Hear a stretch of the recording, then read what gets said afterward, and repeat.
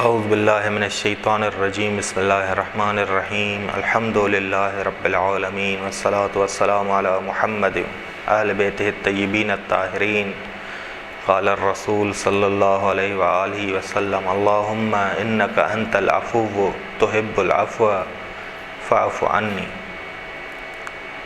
گفتگو ہماری جاری تھی کہ ماہ رمضان المبارک کیسے گزارے ہم، تیسرا درس ہے۔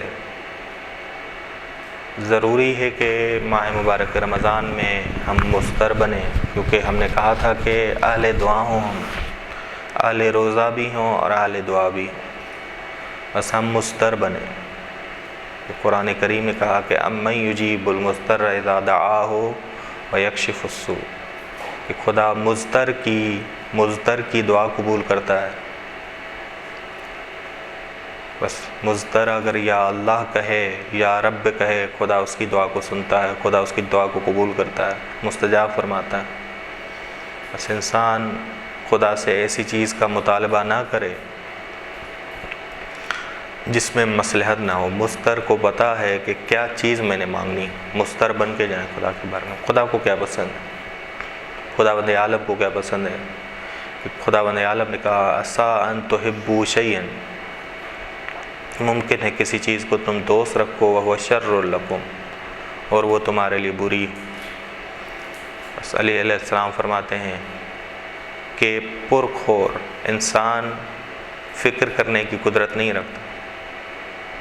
کتنی بہترین فرصت ہے ماہ مبارک رمضان کہ سحری سے لے کے افطاری تک ہمیں کہا گیا کہ شکم دوست نہ بنو، شکم دوست نہ بنو، کھانے سے دور ہو جاؤ، ظاہری کھانے سے دور ہو جاؤ۔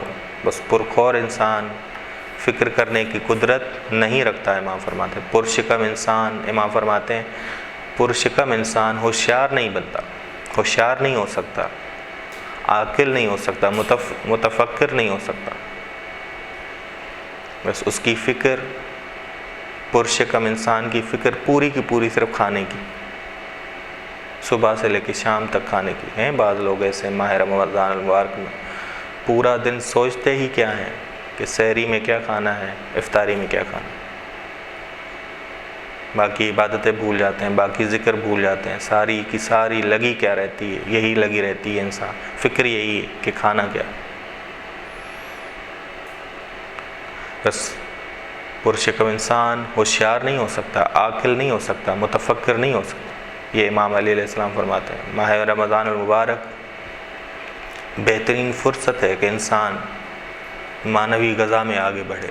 فاتقوا اللہ ما استطعتم، اللہ کا تقوی اختیار کرو جتنی تمہارے اندر استطاعت ہے، جتنی تمہارے اندر استطاعت ہے۔ اس بہترین فرصت ہے کہ ہم معنوی غذا لینے میں آگے بڑھیں۔ سحری سے افطاری تک خدا نے کہا ہے کہ تم ظاہری کھانے کی فکر نہ کرو بلکہ تقوی کی فکر کرو، تقوی کی فکر کرو کہ شہر رمضان الذی انزل فیہ القرآن ھدی للناس وبینات من الھدی والفرقان۔ آخر میں دیکھیں خدا بند عالم نے کہا ہے کہ لعلکم تتقون، لعلکم تتقون۔ اصل فکر تمہاری ماہ رمضان المبارک میں قرآنی ہو، معنوی ہو، اہل بیتی ہو، ٹھیک یہ فکر ہو تمہاری، تقوی کی فکر ہو۔ بعض لوگ ہیں جن کی پوری تلاش،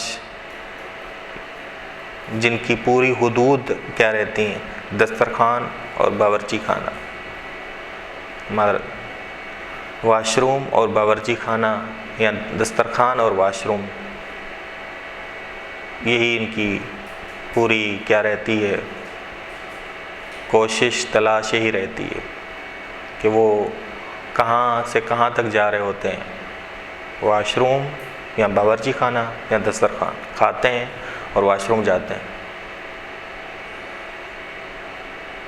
ماہ مبارک رمضان بہترین فرصت ہے۔ خدا بند عالم نے کہا کہ تم آؤ، محراب عبادت میں آؤ، ذکر خدا کی جانب آؤ، خدا کی مصلی پہ آؤ، جائے نماز پہ آؤ، خدا کے لیے سجدہ کرو، خدا کے لیے خالص ہو جاؤ۔ یہ سارا کچھ ماہ رمضان ہمیں سکھاتا ہے۔ بہترین فرصت ہے کہ تمہاری جو کوشش تھی کہ تم واش روم سے دسترخوان سے واش روم، یا واش روم سے باورچی خانے سے واش روم، یہی تمہاری زندگی تھی، اسے بدلو، معنوی تمہاری فکر ہونی چاہیے۔ تم آؤ، جائے نماز پہ آؤ، محراب کی طرف آؤ، محراب عبادت میں آؤ، ذکر خدا کی جانب آؤ، زاد راہ کو اکٹھا کرو۔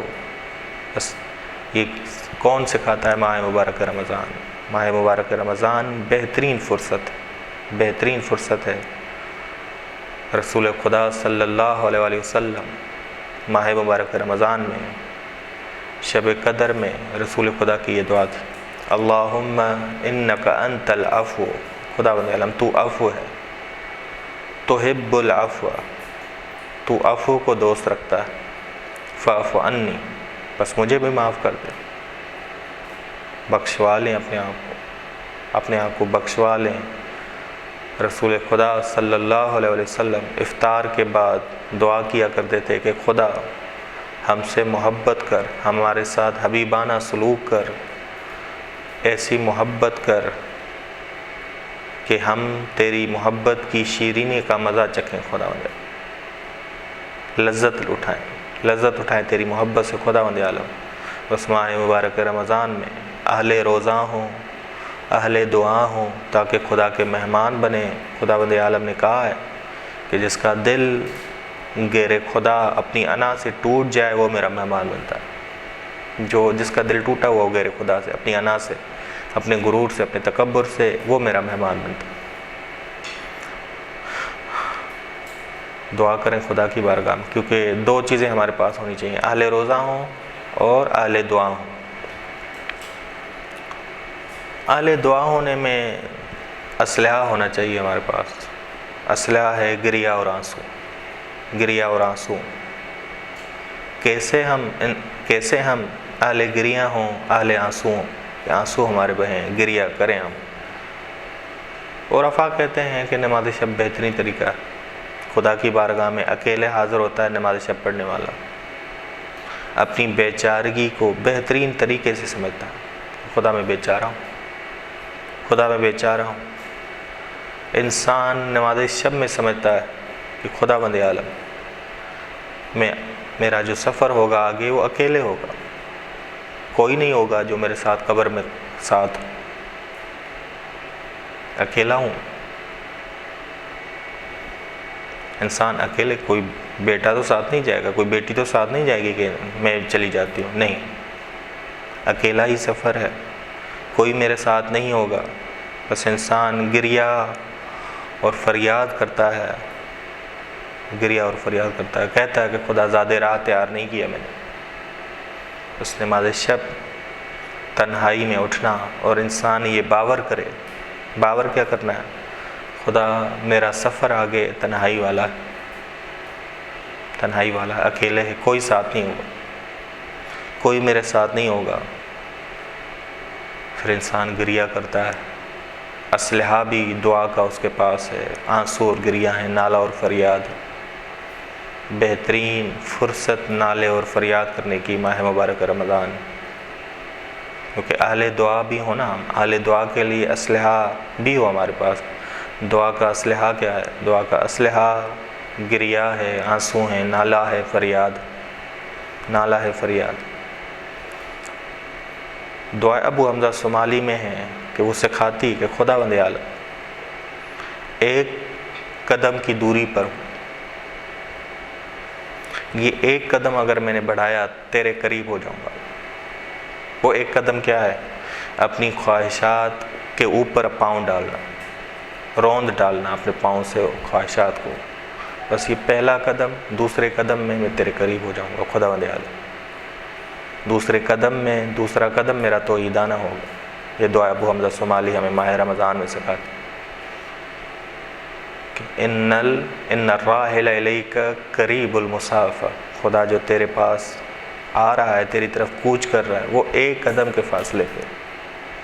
پہلا قدم جو اس نے اٹھایا ہے، خواہشات کو روند ڈالے اپنی، دوسرے قدم میں وہ اپنے محبوب کے پاس ہوگا، خدا کے پاس ہوگا۔ بس خدا ہمیں توفیق دے کہ ہم ایسے ماہ رمضان گزاریں کہ اہل دعا ہوں، دعا کا اسلحہ بھی ہو ہمارے پاس، تاکہ ہم اہل گریہ ہوں، نالہ اور فریاد کریں۔ وصلی اللہ علی محمد اہل بیتہ الطیبین الطاہرین۔